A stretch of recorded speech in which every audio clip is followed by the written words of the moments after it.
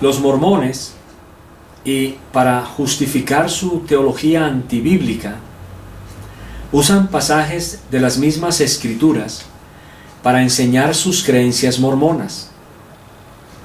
El presente video no es una excepción mormona. Leamos lo que para ellos significan los dos palos del pasaje de Ezequiel 37, del 15 al 17. Esta es también una respuesta a un correo enviado a Miapik. Dice así el correo electrónico: hace poco tiempo mi hermano mantuvo una conversación con los élderes de la religión mormona, los cuales estos le presentaron para justificar su creencia un versículo de la Biblia en el cual demostraban la profecía bíblica del libro del Mormón. El pasaje que ellos citaron fue Ezequiel 37, del 15 al 17, que adjunto. Vino a mí palabra de Jehová diciendo: Hijo de hombre, toma ahora un palo y escribe en él, para Judá y para los hijos de Israel sus compañeros. Toma después otro palo y escribe en él, para José, palo de Efraín, y para toda la casa de Israel sus compañeros. Júntalos luego el uno con el otro, para que sean en uno solo, y serán uno solo en tu mano. Ellos dicen, hablando de los mormones, que el palo de Judá representa la Biblia y el palo de Efraín representa el libro de Mormón. Yo he podido comprender, buscando información en internet y basándome en mi propia interpretación del capítulo, que claramente habla sobre la unión de Judá e Israel por medio de este acto simbólico de unir los palos. Lo que no llego a comprender es el hecho de los nombres que utiliza en este caso Dios para referirse a Israel. Estas son mis dudas. ¿Por qué dice para José, palo de Efraín? ¿A qué José hace referencia el versículo? Cuando habla de Efraín, ¿está hablando del último hijo de José, gobernador de Egipto? ¿Por qué utiliza los palos para hacer este acto? Los mormones sostienen que el palo de Efraín hace referencia a una tribu que cruzó hacia América, que fue a quienes se les revela el libro de Mormón, sacando la revelación de dicho libro. ¿Puede ser cierta dicha emigración? Confío que ustedes podrán darme esta respuesta con la guía de Dios. Y quisiera recomendarles con todo respeto que hagan una publicación sobre este versículo que están utilizando los mormones para justificarse, ya que pueden crear confusión en las personas, así como lo lograron con mi hermano, que gracias a Dios pudo interpretar y darse cuenta de la mala interpretación. Sin embargo, a ambos se nos presentaron las dudas que les he nombrado. Busqué en su página y no encontré nada que hablara sobre estos versículos y el uso de los mormones para su justificación. Por eso quise darles esta recomendación.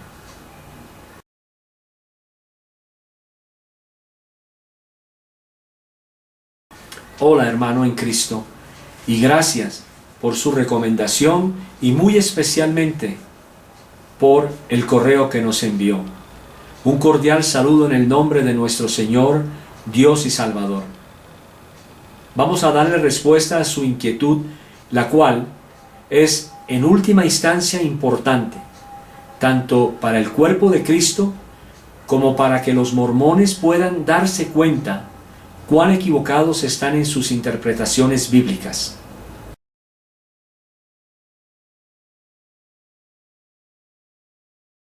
Buscando información y analizando también en la página mormona la guía para el estudio de las Escrituras, en ayudas para el estudio y bajo la letra E, encontraremos tres significados de palabras o frases como Efraín, la tribu de Efraín, el palo de Efraín o palo de José.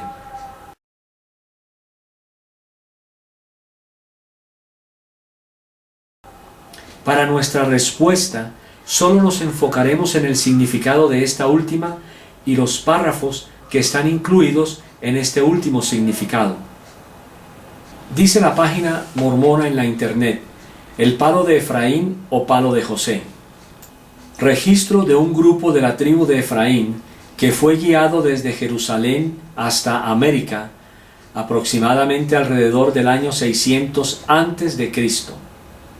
A dicho registro, que es el Libro de Mormón, se le llama el palo de Efraín o el palo de José. Al unirse al palo de Judá, la Biblia, ambos registros constituyen un testimonio unido del Señor Jesucristo, de su resurrección de la tumba y de su obra divina realizada entre estas dos ramas de la casa de Israel.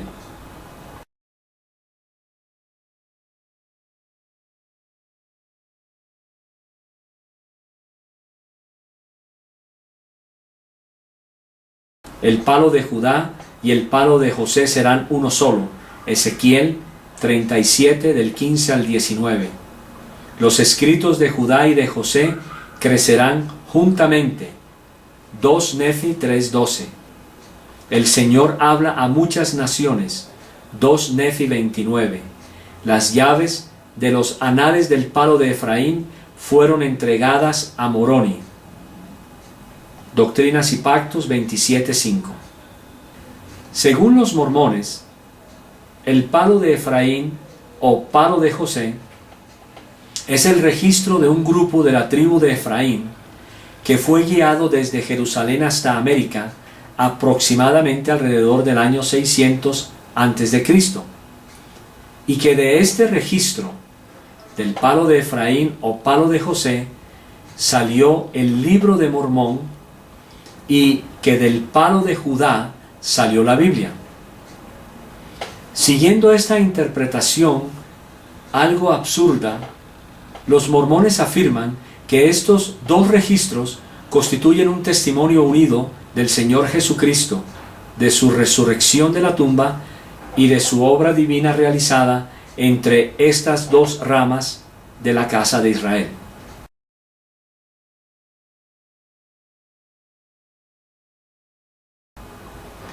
De acuerdo al fundador del mormonismo y con relación al libro de ellos, dice: declaré a los hermanos que el libro de Mormón era el más correcto de todos los libros sobre la tierra y la clave de nuestra religión, y que un hombre se acercaría más a Dios al seguir sus preceptos que los de cualquier otro libro.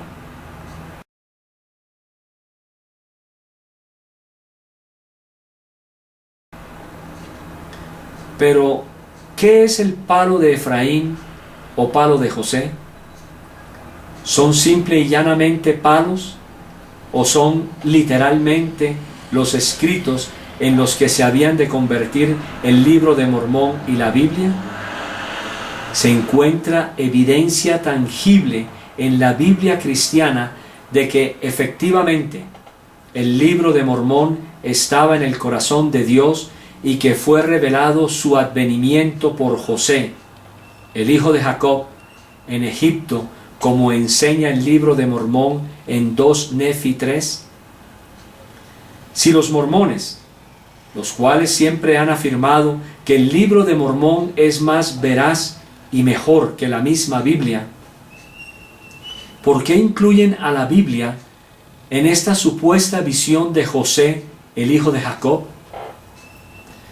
Si Dios no puede contradecirse, porque iría en contra de su naturaleza, ¿por qué reveló otro evangelio a José Smith, el estadounidense y fundador de los mormones, el cual expone la doctrina del evangelio y describe el plan de salvación y se dice a los hombres lo que deben hacer para lograr la paz en esta vida y la salvación eterna en la vida venidera? Pensaría, muy particularmente, que Dios hizo trabajar en vano a Pedro, a Pablo, a los evangelistas, ya que finalmente tendríamos otro evangelio. Por lo tanto, sus esfuerzos fueron en vano.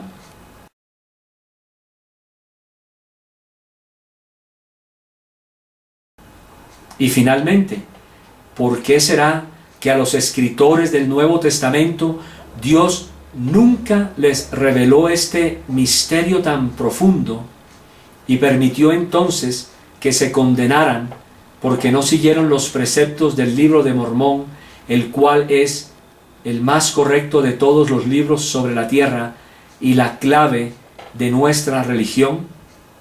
O sea, la religión de ellos, no la cristiana, obviamente. El palo de Efraín o palo de José es el título usado en el significado de este estudio mormón. Pero note cómo ellos, los mormones, colocan la letra O, denotando o expresando equivalencia o igualdad. Pero resulta que esta es la interpretación de la teología mormona. A continuación, explicaremos por qué razón y a la luz de las escrituras cristianas, la historia de Mormón, entregada a su hijo Moroni, es simplemente eso, una historia muy bien contada. Y para hacerlo, estudiaremos el pasaje de Ezequiel para ver, efectivamente, lo que sí enseña la Escritura, lo cual es, en todo sentido, contrario a lo que enseña la teología mormona. Vino a mí palabra de Jehová diciendo: Hijo de hombre, toma ahora un palo y escribe en él, para Judá y para los hijos de Israel sus compañeros. Toma después otro palo y escribe en él, para José, palo de Efraín, y para toda la casa de Israel sus compañeros. Júntalos luego el uno con el otro, para que sean uno solo, y serán uno solo en tu mano. Y cuando te pregunten los hijos de tu pueblo diciendo: ¿no nos enseñarás qué te propones con eso? Diles: así ha dicho Jehová el Señor, he aquí, yo tomo el palo de José, que está en la mano de Efraín, y a las tribus de Israel sus compañeros, y los pondré con el palo de Judá, y los haré un solo palo, y serán uno en mi mano.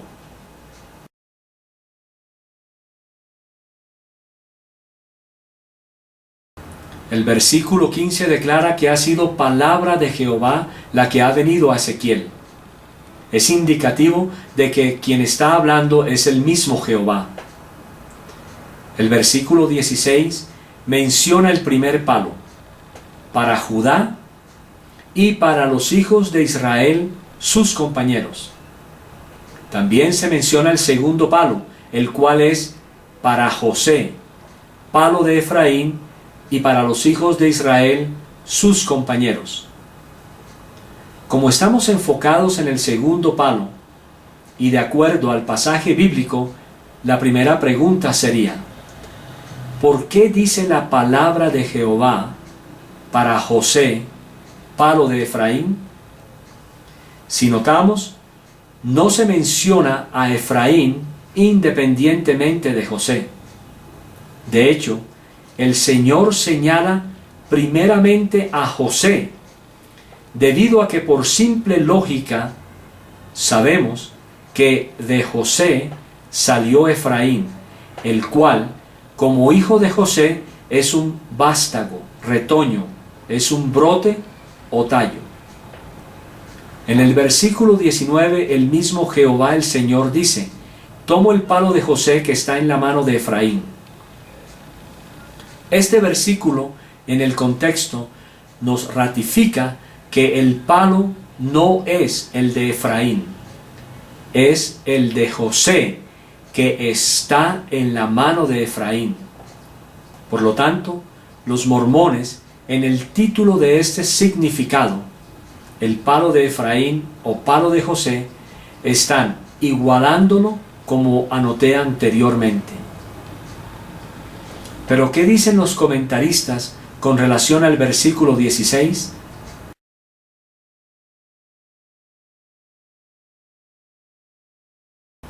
El primer palo era para Judá, la tribu líder en el reino del sur. El otro era para José, por ser el padre de Efraín, la tribu líder del reino del norte.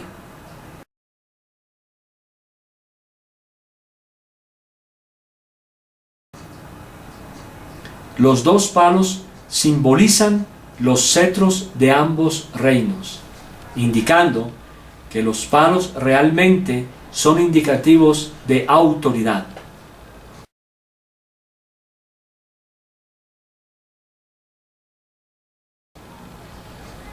José, Efraín. Comparar con el Salmo 78, 67.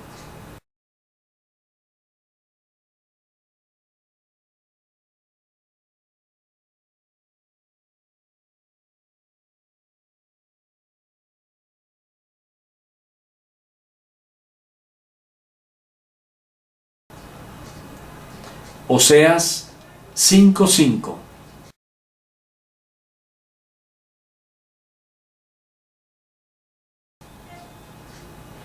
Aquí José es el nombre general para las 10 tribus, la cual incluye a Efraín, el jefe de la tribu, y sus compañeros. Se omite el para delante de toda la casa de Israel, la cual es aquí las 10 tribus. Es interesante que este comentarista, con relación al versículo 19,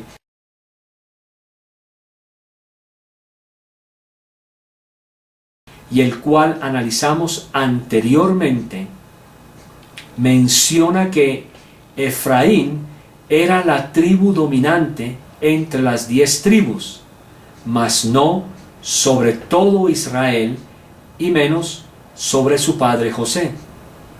El versículo 19 vuelve a mencionar el palo de José que está en la mano de Efraín, y a las tribus de Israel, los cuales Jehová el Señor pondrá con el palo de Judá, y los hará un solo palo, y serán uno en mi mano.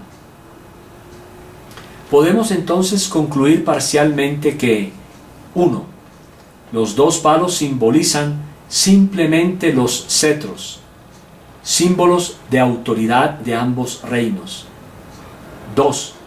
Que estos dos palos serían finalmente uno en la mano de Dios, pero oído, al juntar a la nación que había estado separada entre Israel y Judá.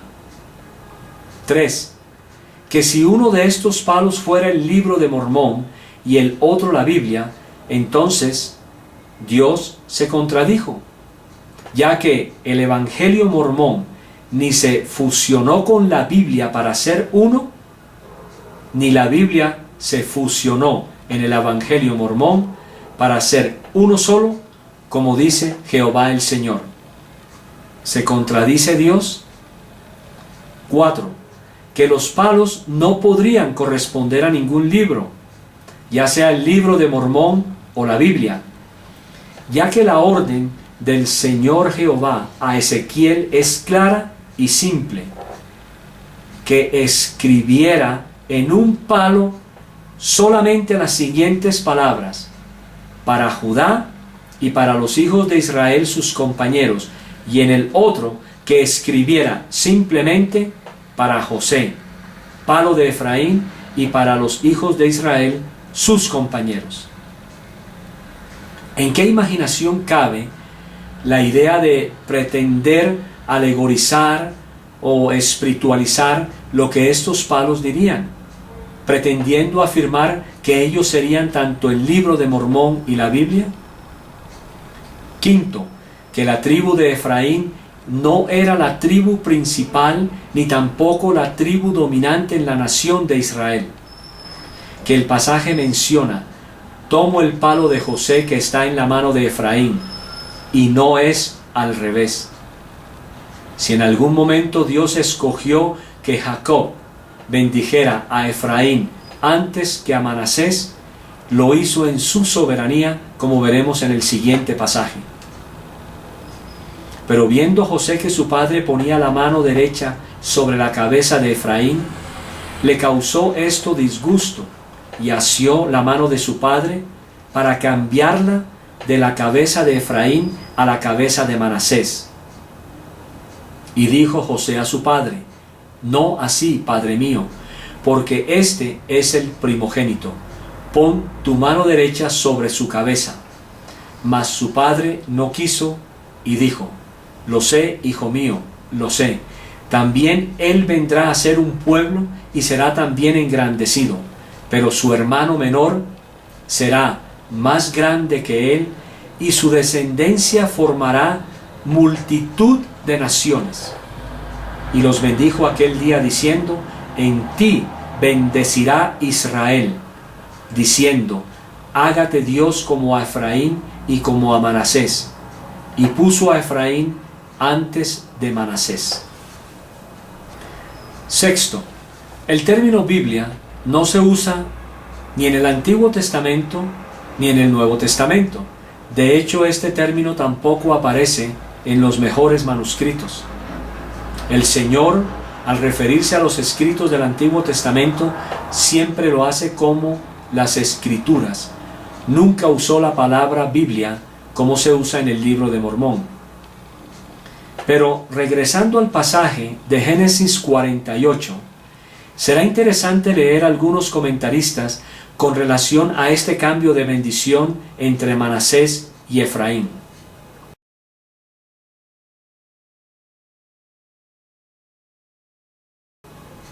La mano derecha simbolizaba la preferencia.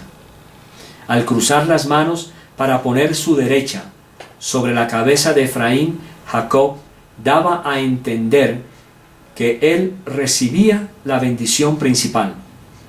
De hecho, la tribu de Efraín llegó a ser más poderosa que la de Manasés, aunque éste había sido el primogénito de José.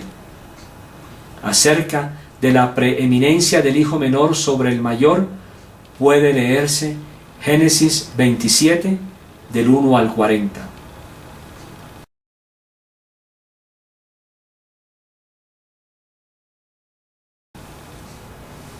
Aquí tenemos una de las más maravillosas e importantes profecías de la Escritura.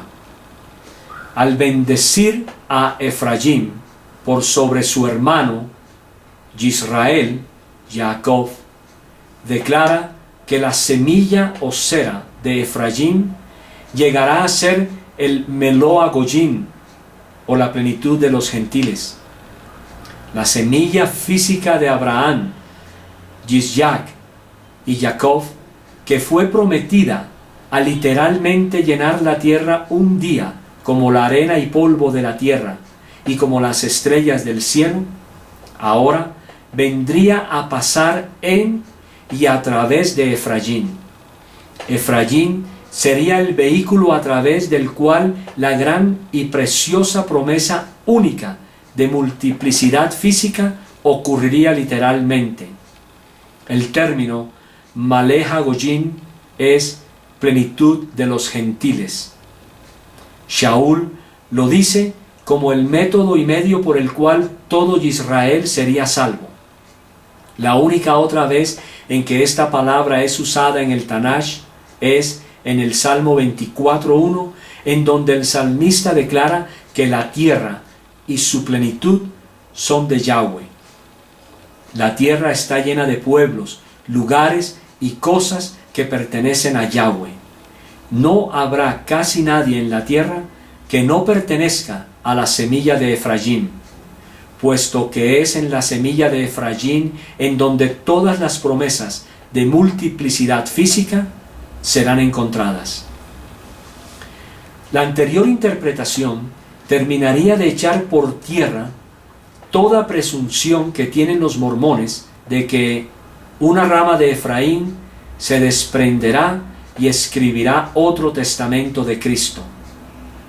Entonces, en su soberanía, como ya anoté anteriormente, Dios permite que Israel, Jacob, como profeta de Dios, bendiga a Efraín y no a Manasés, debido a que en la simiente de Efraín, Israel declara que la semilla osera de Efraín llegará a ser el Meloá Goyim, o la plenitud de los gentiles.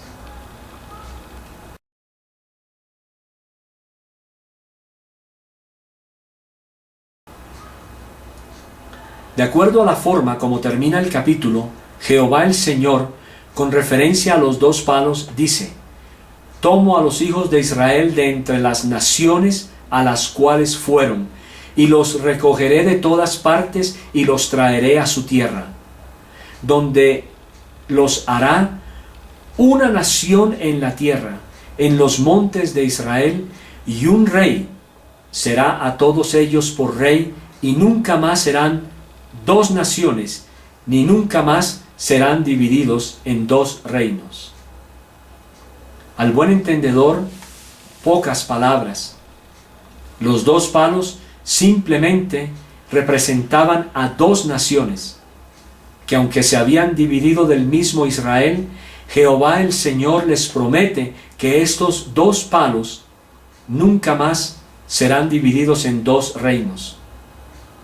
¿Se cumplió o no la profecía de Jehová el Señor? Y estos dos palos, estos dos reinos, volvieron a ser nuevamente la nación de Israel, una sola e indivisible. Sigue Jehová el Señor hablando y les promete que un rey será a todos ellos por rey, como fue David sobre Israel. Pero aquí no está haciendo una mención directa de David. Y sabemos, o más bien, ¿saben ustedes quién es este rey? Obviamente no es José, ni tampoco José Smith, porque este rey habría de venir de la tribu de Judá, no de los descendientes de Nefi. Y en el pasaje bíblico, Jehová el Señor les está mostrando al Mesías, al cual y a menudo se le llama David, debido a que desciende del rey David, quien gobernó Israel. Este fue un buen rey, pero el Mesías será el rey perfecto. Con relación a este pasaje, las notas Traducción Kadosh Israelita Mesiánica de Diego Ascunce del 2003 dice: esta es la obra más maravillosa hecha por Yeshua en esta época. La casa de Efraín unida con sus hermanos, la casa de Yahudá, para terminar con 2700 años de enemistad y aún guerras civiles. Las dos casas solo se pueden unir como hermanos que son en las manos del Mesías Yeshua. Todo intento de cristianizar a los judíos o llevar a Efraín a mentirles que son judíos es solo hecho en la carne y solo puede provocar el alejamiento de muchos. A todos hay que traerlos a Israel, y el Mesías Yeshua les dirá a cada cual a qué tribu pertenecen. Efraín saldrá y está saliendo de entre los gentiles, que es donde ha estado por 2700 años despreciando la Torá de Yahweh. Todos los territorios escriturales de Israel serán devueltos y no cederemos más tierras a los incircuncisos palestinos. Y esto sucederá completamente cuando el único rey regrese a reinar. Recordemos que Yeshua era en la tierra el hijo del carpintero y el experto carpintero. Yeshua está trabajando y reparando esta madera, el olivo de Israel. Hemos visto entonces cómo estos dos palos no representan lo que los mormones quieren que representen. Nuestro último consejo es: escudriña las escrituras, pero no las mormonas. Por eso, el Señor Jesús, quien nunca mencionó este libro mormón y con relación a Él mismo, dice: ni tenéis su palabra morando en vosotros, porque a quien Él envió, vosotros no creéis. Escudriñad las Escrituras, porque a vosotros os parece que en ellas tenéis la vida eterna, y ellas son las que dan testimonio de mí. Y estas Escrituras, las que menciona el Señor, no se referían al palo de Efraín o palo de José. Se referían a las Escrituras del Antiguo Testamento. Y la razón era simple. El Nuevo Testamento todavía no había sido ni siquiera compilado o reunido. Dios bendiga su palabra.